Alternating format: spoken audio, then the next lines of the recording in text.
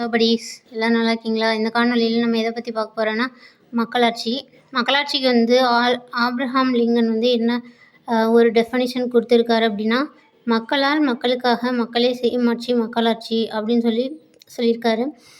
So இது வந்து ஆப்ரஹாமுடைய quad.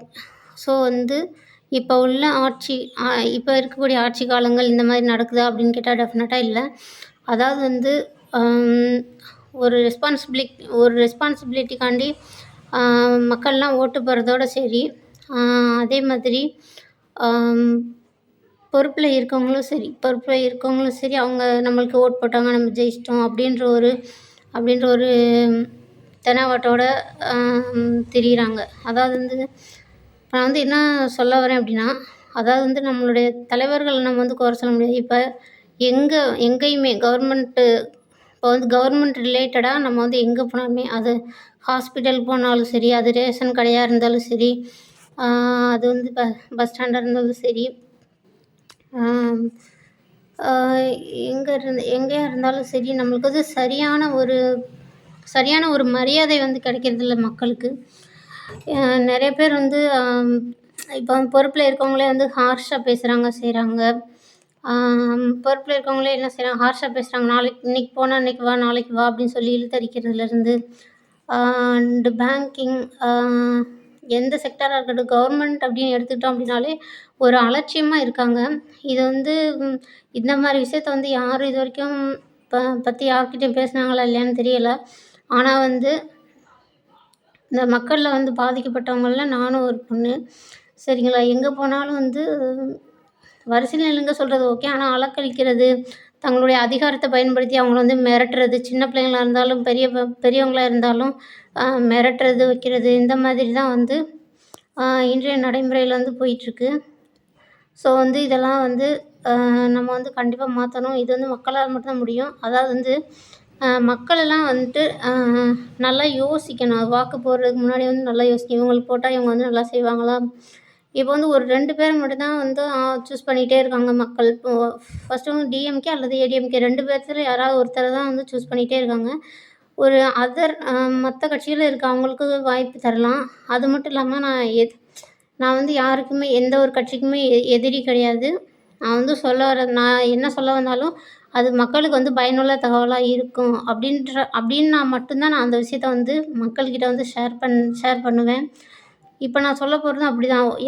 எத்தனையோ இடத்துல நம்மளை வந்து அலக்கழிச்சிருக்காங்க, அவங்களோட அதிகாரத்தை பயன்படுத்தி திட்டியிருக்காங்க. நம்ம டிவி நியூஸில் கூட நிறையா பார்க்குறோம், சரிங்களா? ஸோ வந்துட்டு ஒவ்வொரு மேனேஜ்மெண்ட்டு, இப்போ எஜுகேஷன் டிபார்ட்மெண்ட்டில் எஜுகேஷன் வந்து நல்லா இருக்கா? இப்போ மெடிக்கல் டிபார்ட்மெண்ட்டில் மெடிக்கல்லாம் எப்படி போயிட்டுருக்கு? யார் என்னென்ன பண்ணுறாங்க? ஒரு விசிட்டு கூட வந்து ஒரு டீம் ஒவ்வொருத்தரையும் ஒவ்வொரு டிபார்ட்மெண்ட்டையும் கண்காணிக்கிறதுக்கு ஒவ்வொரு டீம் அனுப்பி, இப்போ இது எப்படி எக்ஸாம் நம்ம இப்போ கவர்மெண்ட் எக்ஸாம் எழுதுகிறோன்னா உடனே வந்து ஸ்குவாட் வந்துடுறாங்க. அதே மாதிரி தான் வந்து ஒன்ஸ் அ வீக்கோ இல்லை எவ்ரிடேவோ வந்து அவங்க எப்படி பிஹேவ் பண்ணுறாங்க, மக்கள்கிட்ட வந்து எப்படி பிஹேவ் பண்ணுறாங்க. இப்போ பொது இடத்துல இருந்துக்கிட்டால் பொது இடம் அப்படின்னு வந்துட்டால் தாலுகா ஆஃபீஸாக இருந்தாலும் சரி, யூனியன் ஆஃபீஸாக இருந்தாலும் சரி, போஸ்ட் ஆஃபீஸ், வேறு எந்த ஆஃபீஸாக இருந்தாலும் சரி, நல்ல முறையில் ஒரு மரியாதை கொடுக்க மாட்டாங்க, அலட்சியப்படுத்துகிறாங்க, எல்லாத்தையுமே லேட் ஆக்குறாங்க, வேணும்னே எல்லாமே பண்ணுற மாதிரி இருக்குது. அவங்களுக்கு வந்து ஒரு ஆட்சியில் நம்ம வந்து ஒரு பதவியில் இருக்கோம் அப்படின்னு ஒரு கர்வமாக நினைக்கிறாங்க. அதாவது வந்து சந்தோஷப்படலாம். கர்வமாக இருக்கிறது வந்து ஒரு ஆணவ கர்வமாக வந்து இருக்கக்கூடாது. இது வந்து அதிகார போதையாக வந்து இருக்கவே கூடாது. நம்ம மக்களுக்கு சேவை செய்யணும் அப்படின்னு நினைக்கிறவங்கள மட்டும்தான் வந்து இந்த கவர்மெண்ட் வந்து பணியமர்த்தணும் அப்படின்னு நான் வந்து மனசார கேட்டுக்கிறேன். ஸோ அப்போ தான் வந்து மக்களுக்கு கவர்மெண்ட் கொடுக்குற செயல் திட்டங்களை எல்லாமே வந்து சரியாக கொண்டு போக முடியும். ஸோ வந்து அதாவது வந்து ஒருவர் சமூக பணியை விரும்புகிறாரோ அவங்களோட படிப்பு வந்து 50% விரும்பணும், சரிங்களா? படிப்பு வந்து ஸோ மார்க் இருந்தால் தான் வேலை அப்படின்ற நிலைமையும் இருக்குது. இருந்தாலும் கொஞ்சம் சதவீதமாவது மக்கள் மேலே யார் வந்து அதிகமான ஒரு ஈடுபாடோடு இருப்பாங்க, மக்களை வந்து சரியாக கவனிச்சுக்குவாங்க அப்படின்னு சொல்லிட்டு அந்த ஒரு விஷயம்லாம் இருக்கணும், சரிங்களா? எங்கே போனாலுமே அலக்கழிக்கிறாங்க, நாளைக்கு வாங்கன்னு சொல்கிறாங்க, இல்லாட்டி மிரட்டுறாங்க, திட்டுறாங்க, வையிறாங்க. இதெல்லாம் வந்து பொறுத்துக்கிடவே முடியல. அதுவும் ஈவன் மாற்றுத்திறனாளிகள கூட விடுறதில்ல. ஸோ வந்துட்டு மக்கள்லாம் என்ன செய்யணும்னா, இது வந்து மக்கள் வந்து அமைதியாவே இருக்கிறாங்க. எந்த பிரச்சனை நடந்தாலும் அமைதியாவே இருக்காங்க. எனக்கு என்ன, உனக்கு என்ன அப்படின்ட்டு போயிடுறாங்க. இனிமேல் இருக்கக்கூடிய மக்கள் இனிமேல் வர்ற காலங்கள்ல மக்கள் என்ன பண்ணணும்னா, அதாவது வந்து இப்போ ஒரு ஆசிரியர் சரியில்லைனாலோ, யார் சரியில்லைனாலும் மக்கள் அனைவரும் ஒன்று கூடணும் ஃபஸ்ட்டு. மக்கள் ஒற்றுமையே பலம் அப்படின்னு சொல்லுவாங்க. யூனியன் இஸ் ஸ்ட்ரென்த், ஒற்றுமையே பலம் அப்படின்னு சொல்லுவாங்க. அதே மாதிரி உங்களுக்கு ஒரு விஷயம் தப்பா படுது, அது எந்த நிர்வாகமா இருந்தாலும் சரி, யூனியன் ஆஃபீஸோ, கலெக்டர் ஆஃபீஸோ, தாலுகா ஆஃபீஸோ, போஸ்ட் ஆஃபீஸோ, என்ன மெடிக்கல் டிபார்ட்மெண்ட்டாக இருக்கலாம். எதுலையாவது உங்களுக்கு வந்து ஒரு சின்ன ஒரு மனஸ்தாபம் ஏற்பட்டுச்சு, மக்களுக்கு வந்து ஒரு மனஸ்தாபம் ஏற்பட்டுச்சு அப்படின்னா, மக்கள் வந்து தாராளமாக வந்து மனு கொடுக்கலாம். அவங்கள வந்து இது பண்ண சொல்லலாம். சரிங்களா? ஸோ வந்துட்டு அந்த அதிகாரிகள் மீது நடவடிக்கை எடுக்கிற மாதிரி வந்து மக்கள் வந்து பார்த்துக்கிறணும். அப்போ தான் வந்து மக்கள் மேலே எல்லாருக்குமே ஒரு பயம் இருக்கும். சரிங்களா?